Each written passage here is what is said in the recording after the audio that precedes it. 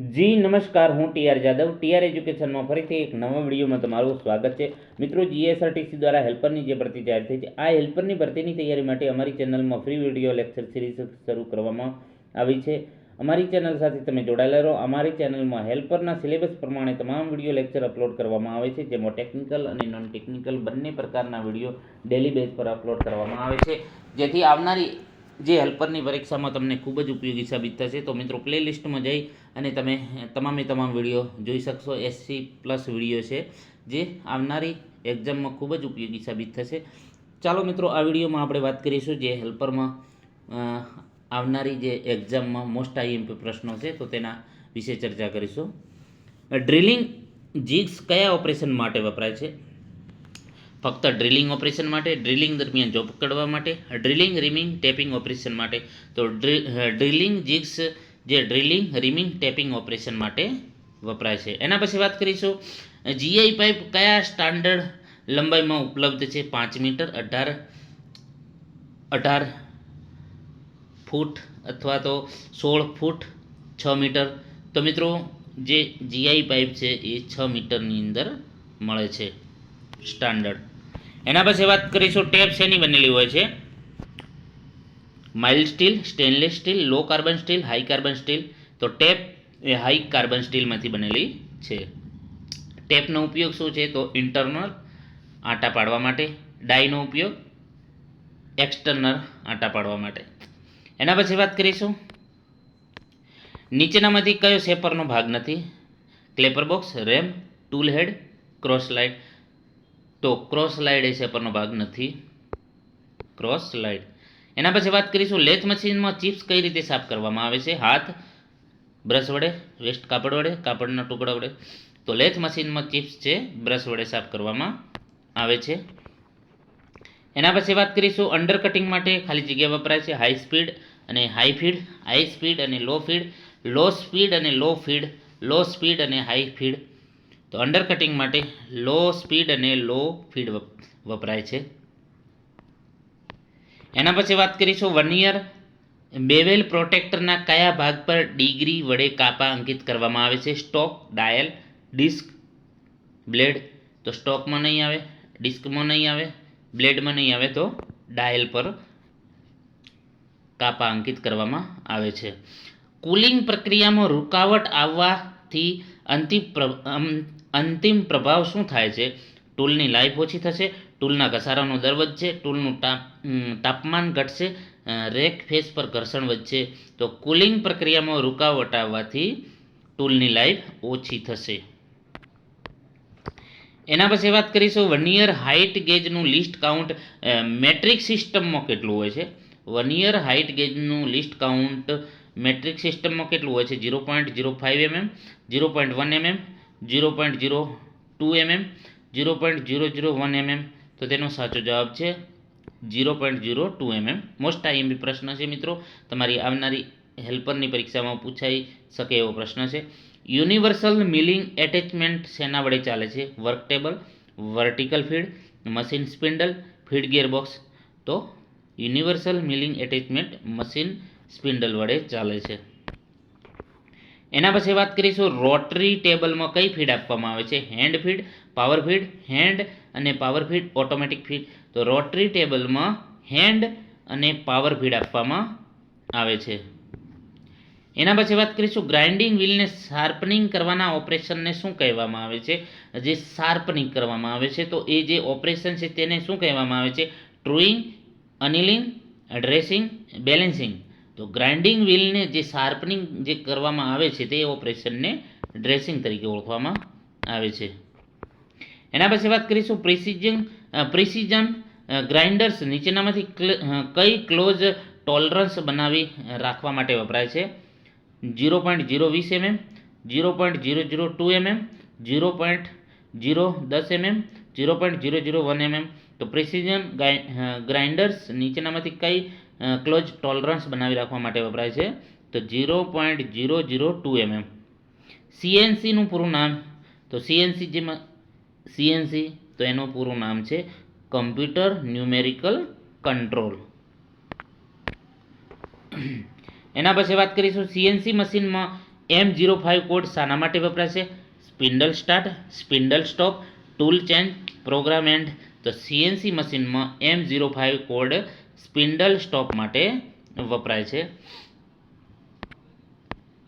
એના પછી વાત કરીશું સીએનસી મિલિંગ મશીનમાં કઈ એક્સિસ પરથી ટૂલ ટ્રાવેલ કરે છે, એટલે કે ગતિ કરે છે? તો સીએનસી મિલિંગ મશીનમાં Z axis, X axis, Y axis, X અને વાય એક્સિસ. તો સીએનસી મિલિંગ મશીનમાં કઈ એક્સિસ પરથી ટૂલ ટ્રાવેલ કરે છે? તો ઝેડ એક્સિસ. નીચેનામાંથી કયું ઓપરેશન સેન્ટર વચ્ચે આવેલ જોબ ઉપર કરવામાં આવતું નથી? નર્લિંગ, પ્લન્જિંગ દ્વારા undercutting, thread cutting, parting of. તો તેનો સાચો જવાબ છે પાર્ટિંગ ઓફ. એના પછી વાત કરીશું હોલના છેડાને બિવેલિંગ કરવાની ક્રિયાને ખાલી જગ્યા કહેવાય છે? Counter boring, spot facing, counter sinking, reaming. તો હોલના છેડાને બિવેલિંગ કરવાની પ્રક્રિયાને કાઉન્ટર સિંકિંગ કહેવામાં આવે છે. મોસ્ટ આઈએમપી પ્રશ્ન છે મિત્રો.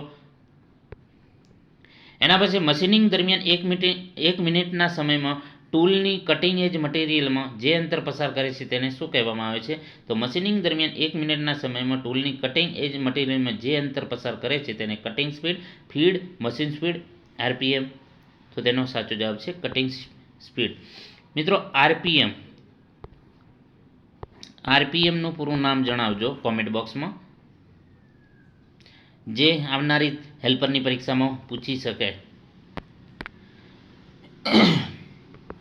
એના પછી વાત કરીશું ફિલર ગેજનો ઉપયોગ બે મેટિંગ ભાગો વચ્ચે ક્લિયરન્સ ચેક કરવા માટે, વર્કપીસની બહારની રેડિયસ ચેક કરવા, સરફેસ રફનેસ ચેક કરવા, હોલ લોકેટની એક્યુરેસી ચેક કરવા. તો ફિલર ગેજનો ઉપયોગ છે મેટિંગ ભાગો વચ્ચે ક્લિયરન્સ ચેક કરવા માટે.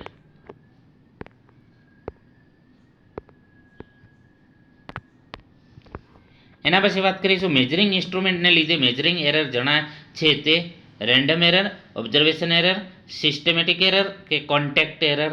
તો મેજરિંગ ઇન્સ્ટ્રુમેન્ટના લીધે મેજરિંગ એરર જે જણાય છે તેને સિસ્ટમેટિક એરર કહેવામાં આવે છે. નીચે લખેલ જોઈન્ટમાંથી કયું ઉષ્ણતામાન વધવાને કારણે સૌપ્રથમ નિષ્ફળ જશે? બ્રેજિંગ, વેલ્ડિંગ, રિવેટિંગ, સોફ્ટ સોલ્ડરિંગ.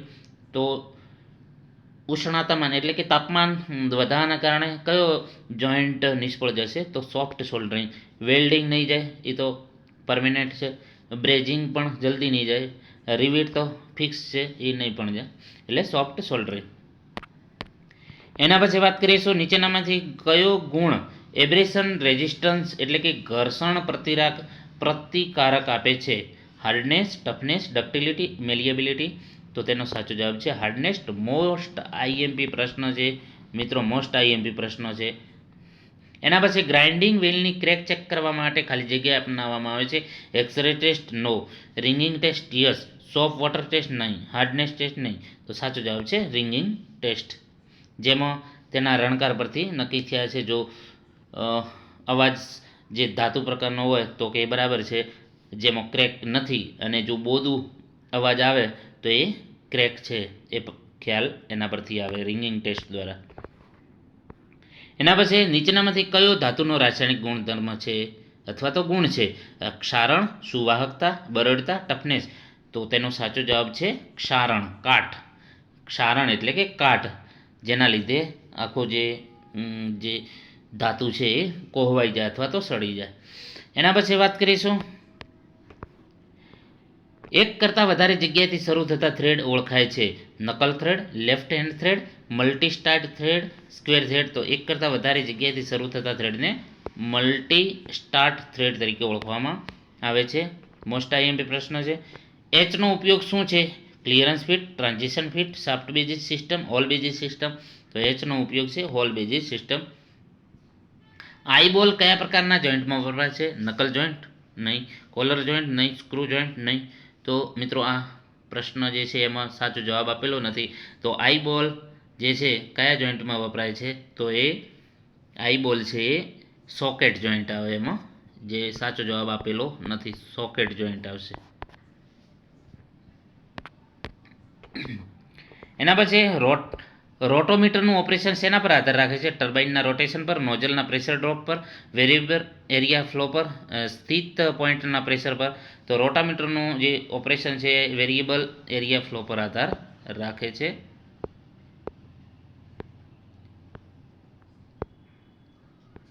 એના પછી ડિસ્ટિલેશન એ એક ખાલી જગ્યા ઓપરેશન છે. Filtration, grinding, separation, drawing. તો ડિસ્ટિલેશન એ એક સેપરેશન ઓપરેશન છે. એના પછી વાત કરીશું, અહીં મિત્રો મેથ્સના થોડા પ્રશ્નો છે. આ પ્રશ્ન પૂછે 1 ક્યુબિક મીટર પાણીનું વજન કેટલું થાય છે? 1 ક્યુબિક મીટર પાણીનું વજન કેટલું થાય છે? 1000 કિગ્રા, 100 કિગ્રા, 10,000 કિગ્રા, કિલોગ્રામ. બરાબર, 10 કિલોગ્રામ. તો તેનો સાચો જવાબ છે 1000 કિગ્રા.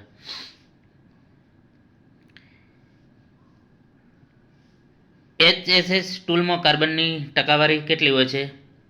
તો મિત્રો આ પ્રશ્ન રદ થયેલો છે. એના પછી વાત કરીશું એટમોસ્ફિયરિક અને ગેજ પ્રેશરનો સરવાળો કેટલો હોય?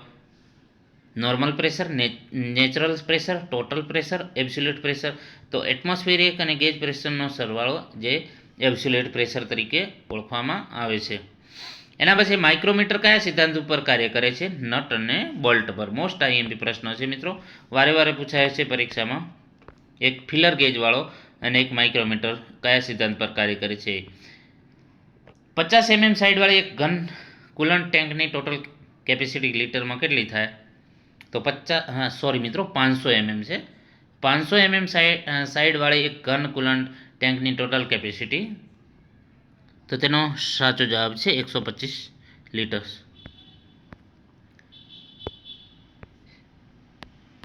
નેક્સ્ટ, IS 10-714 1983 મુજબ જનરલી એન્જિનિયરિંગ ડ્રોઈંગમાં કેટલા પ્રકારની લાઇન વપરાય છે? 8, 9, 10, 11.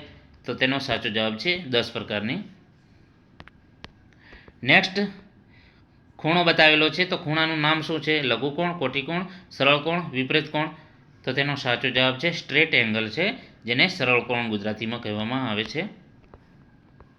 ત્રિકોણના ત્રણેય ખૂણાનો સરવાળો 90, 60 ડિગ્રી, 30 ડિગ્રી, 180 ડિગ્રી. તો ત્રિકોણના ત્રણેય ખૂણાઓનો સરવાળો 180.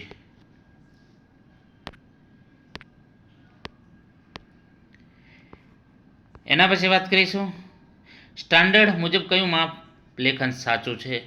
તો મિત્રો અહીં દર્શાવેલી છે જે ડ્રોઈંગ જેની જે માપ લેખન, માપ ડાયમેન્શન કઈ રીતે દર્શાવવાનું તે અહીં બતાવેલું છે. તો કઈ સાચું છે? તો મિત્રો તે સાચો જવાબ છે અહીં બી સાચો જવાબ છે. બી પણ સાચું છે મિત્રો. અહીં જે આ પણ મેથડ છે 20 એ પણ સાચું છે.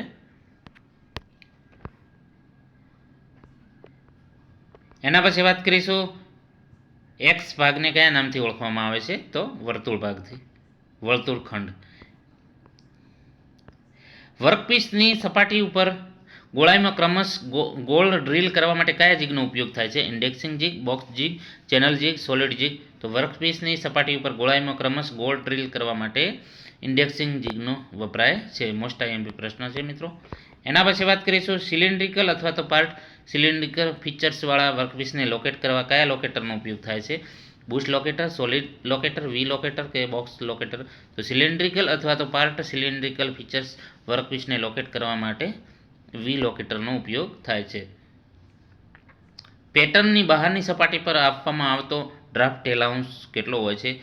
15 થી 20 mm પર મીટર, 10 થી 25 mm પર મીટર, 25 થી 30 mm પર મીટર, 25 થી 10 mm 5 થી 10 mm પર મીટર. તો તેનો સાચો જવાબ છે 10 થી 25. એના પછી વાત કરીશું નોન ફેરસ મેટલના કાસ્ટિંગ માટે રાખવામાં આવતી મશીનિંગ છૂટ કેટલી હોય છે? તો તેનો સાચો જવાબ છે ઓપ્શન એ 1.5 to 5 mm. એના પછી નીચેનામાંથી કયા ડ્રીલ રેન્જમાં મોસ્ટ ટેપર ઉપલબ્ધ છે? તો તો મિત્રો અહીં જે સાચો જવાબ છે આપેલો નથી, એટલે પ્રશ્ન રદ થયેલો છે. પણ જે મોસ્ટ ટેપર માટે કેટલો વપરાય છે તો MT02 MT07 સાચો જવાબ આવે છે, જે અહીં ઓપ્શનમાં આપેલો નથી. વન યર મેટ્રિક માઇક્રોમીટરનું લિસ્ટ કાઉન્ટ કેટલું છે? તો મિત્રો આ પણ પ્રશ્ન રદ થયેલો છે. એના પછી વાત કરીશું 3 જો ચકમો કેટલા જો હોય છે? તો 3 જો ચકમો જે છે 3 ચક હોય છે.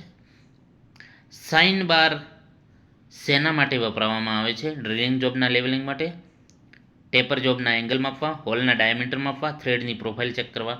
તો તેનો સાચો જવાબ છે ટેપર જોબના એંગલ માપવા માટે સાઇન બારનો ઉપયોગ થાય છે. તો મિત્રો આજે 50 પ્રશ્ન જે આઈએમપી હતા તેના વિશે ચર્ચા કરી. જો વિડીયો પસંદ આવે તો લાઇક કરજો, શેર કરજો અને મિત્રો ચેનલને સબસ્ક્રાઈબ કરવાનું ન ભૂલતા. Thank you for watching this video.